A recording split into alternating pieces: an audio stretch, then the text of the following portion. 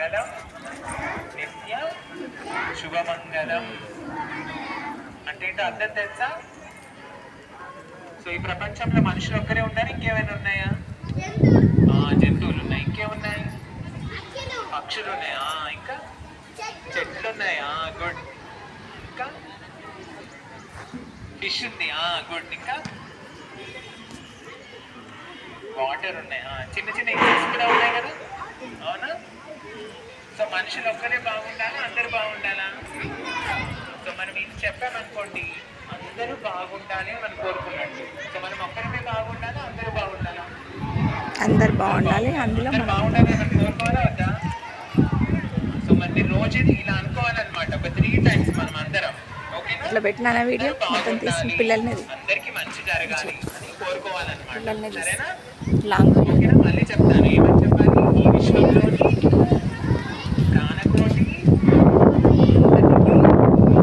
మంగళం నిత్య శుభమంగళం కోరుకోవాలన్నమాట. అందరూ బాగుండాలి, అందరికి మంచి జరగాలి అని కోరుకోవాలి. ఓకేనా? సో కోరుకుంటారా? చక్కగా చేశారు మీరు అందరూ. ఓకేనా? సో ఇలాగే కూర్చోండి. ఓకేనా? Thank you so much.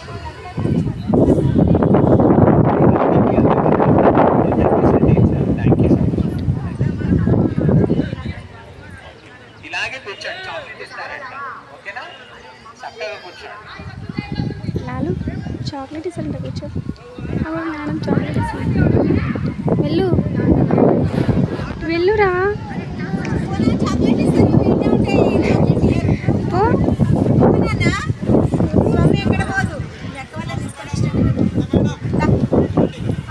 One minute 2 minutes అయింది మేడం.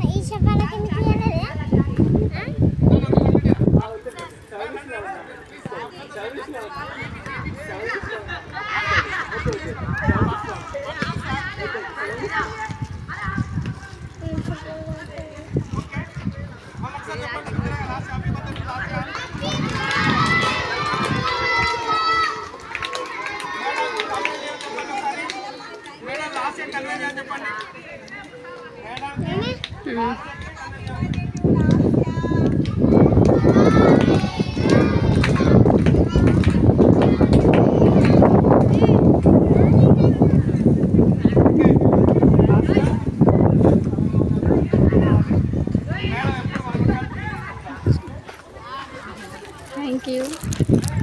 తీసుకోండు.